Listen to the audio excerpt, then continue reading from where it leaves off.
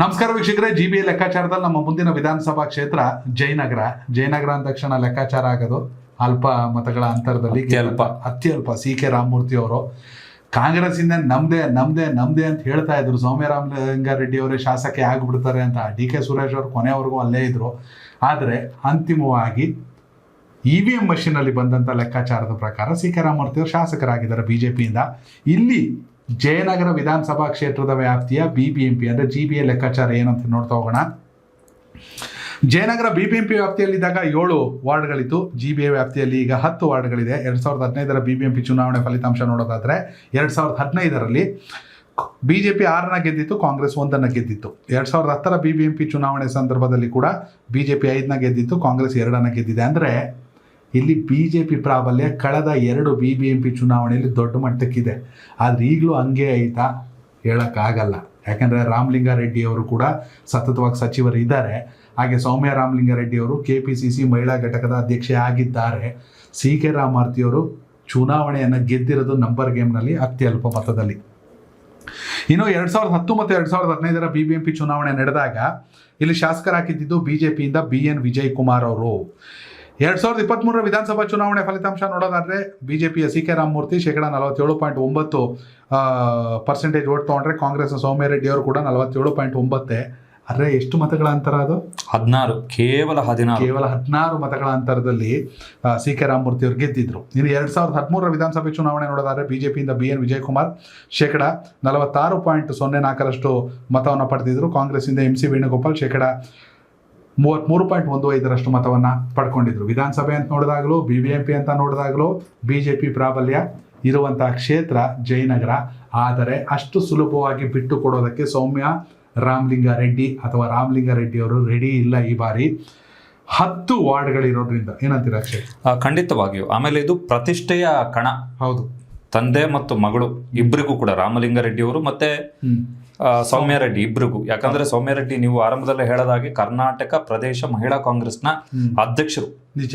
ಅವರ ಕ್ಷೇತ್ರದಲ್ಲಿ, ಅವರ ವಿಧಾನಸಭಾ ಕ್ಷೇತ್ರದಲ್ಲಿ ಅವರು ಎಷ್ಟು ಮಟ್ಟಿಗೆ ಕಾಂಗ್ರೆಸ್ ಅನ್ನ ಉಳಿಸ್ಕೊಂಡು ಹೋಗ್ತಾರೆ BJPಯ ಸವಾಲಿನ ಎದುರುಗಡೆ ಎನ್ನುವಂಥದ್ದು ಪ್ರಶ್ನೆ. ಈಗ ನಾವು 2015 ಮತ್ತು 2010ರ ವಾರ್ಡ್ ಲೆಕ್ಕಾಚಾರ ನೋಡೋಣ. 2015ರಲ್ಲಿ ಪಟ್ಟಾಭಿರಾಮ್ ನಗರ HC ನಾಗರತ್ನ ಮೂರ್ತಿ BJPಯಿಂದ ಗೆದ್ದಿದ್ರು. ಬೈರಸಂದ್ರದಿಂದ N Nagaraju, Jayanagar east R Govinda Naidu, Gurappanapalya Mohammed Riyaz Nawab ಕಾಂಗ್ರೆಸ್ನಿಂದ ಗೆದ್ದಿದ್ರು.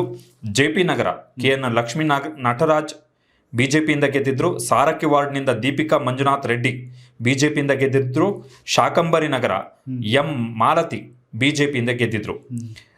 ಸೇಮ್ 2010ರಲ್ಲಿ ಕಾಂಗ್ರೆಸ್ ಗೆದ್ದಿದ್ದು 2 ವಾರ್ಡಲ್ಲಿ. ಹೌದು, 2010ರಲ್ಲಿ ಜಯನಗರ ಈಸ್ಟ್ ಮತ್ತೆ ಗುರಪ್ಪನಪಾಳ್ಯ ಈ 2 ವಾರ್ಡಲ್ಲಿ ಮಾತ್ರ ಕಾಂಗ್ರೆಸ್ ಗೆದ್ದಿದ್ದು 2010ರಲ್ಲಿ.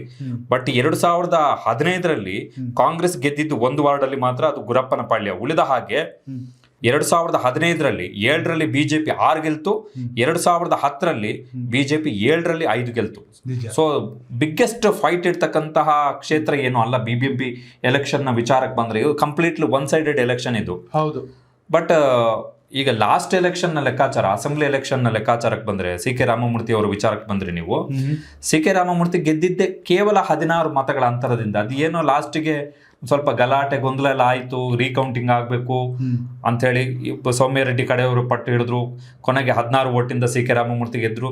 CK ರಾಮಮೂರ್ತಿ ಕ್ಷೇತ್ರದಲ್ಲಿ ಹೆಸರು ಉಳಿಸ್ಕೊಂಡಿದ್ದಾರೆ ಇಲ್ವೇ ಎನ್ನುವಂಥದ್ದು ಕೂಡ ಪ್ರಶ್ನೆ. ಕಾರಣ ಇತ್ತೀಚೆಗೆ ಅವ್ರದ್ದೊಂದು ಕಂಟೆಂಟ್ ದೊಡ್ಡ ಮಟ್ಟದಲ್ಲಿ ಸದ್ಯ ಆಯ್ತು. ಯಾರಿಗೋ ಮೆಸೇಜ್ ಕಳಿಸಿದ್ರು ಅವರ Instagram ಅಕೌಂಟ್ ಅಲ್ಲಿ ಅಂತ ಹೇಳಿ. ಅದಾದ್ಮೇಲೆ ಅದು ನಂದಲ್ಲ ಅಂತ ಹೇಳಿ ಹೇಳಿದ್ರು CK ರಾಮಮೂರ್ತಿ ಅವರೇ ದೂರನ್ನ ಕೊಟ್ರು. ಈ ತರ ಒಂದಿಷ್ಟು ವಿವಾದಗಳನ್ನ ಮೈ ಮೇಲೆ ಹೇಳ್ಕೊಂಡಿದ್ದಾರೆ. First time MLA. But Soumya Reddy ಮತ್ತೆ ರಾಮಲಿಂಗಾರೆಡ್ಡಿ ಅವರಿಗೆ ಬಿಗ್ಗೆಸ್ಟ್ ಚಾಲೆಂಜ್ ಅಪ್ಪ ಮಕ್ಕಳಿಗೆ. ನಿಜ, ಅಪ್ಪ ಮಗಳಿಗೆ ಖಂಡಿತವಾಗ್ಲೂ ಕೂಡ.